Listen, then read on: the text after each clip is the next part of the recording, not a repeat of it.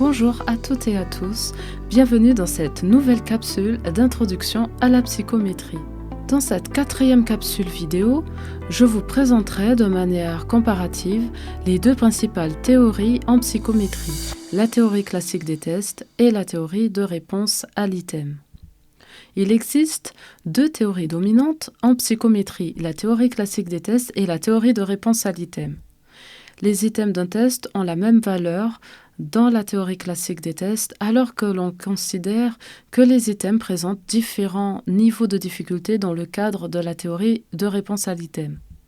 Ainsi, contrairement à la théorie classique des tests, la théorie de réponse à l'item tient compte de la difficulté des items, du nombre de réponses différents selon les items et des scores extrêmes. La théorie de réponse à l'item soutient l'idée selon laquelle tenir compte des scores extrêmes permet d'obtenir des estimations non biaisées, c'est-à-dire de meilleures estimations. Je vous propose à présent une comparaison de ces deux principales théories. Dans la théorie classique des tests, l'analyse du score observé permet d'étudier le trait latent à mesurer. En effet, on observe le score observé, soit le score total de chaque participant. Le score observé est la somme obtenue à chaque item. En additionnant le résultat de chaque item d'un test, on part du postulat que chaque item mesure sensiblement le même trait latent. Tandis que dans la théorie de réponse à l'item, on étudie la relation entre les réponses à des items mesurant une variable latente. Dans la théorie classique des tests, on vérifie la dimensionnalité. On utilise des méthodes statistiques pour déterminer le nombre de facteurs que mettent en lumière nos données.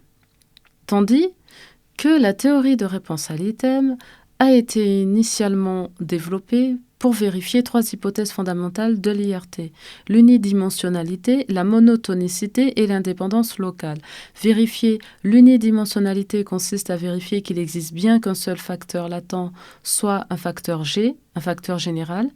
Vérifier la monotonicité consiste à vérifier que la fonction de réponse à l'item soit croissante en θ.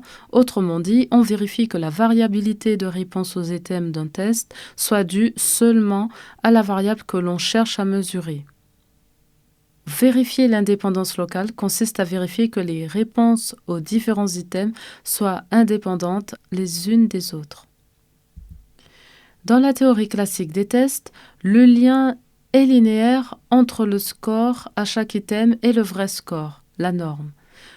Alors que dans la théorie de réponse à l'item, le lien n'est pas linéaire entre le score aux items et le trait latent. En effet, cette théorie prend en compte la difficulté d'un item et la capacité du participant à répondre à l'item. La théorie classique des tests et la théorie de réponse à l'item sont des théories qui adoptent un point de vue différent pour étudier la fiabilité d'un test ou d'une échelle. Leurs théories et méthodes respectives sont utilisées au cours de l'analyse psychométrique de manière complémentaire et non concurrente. Voici une bibliographie pour vous aider à aller plus loin.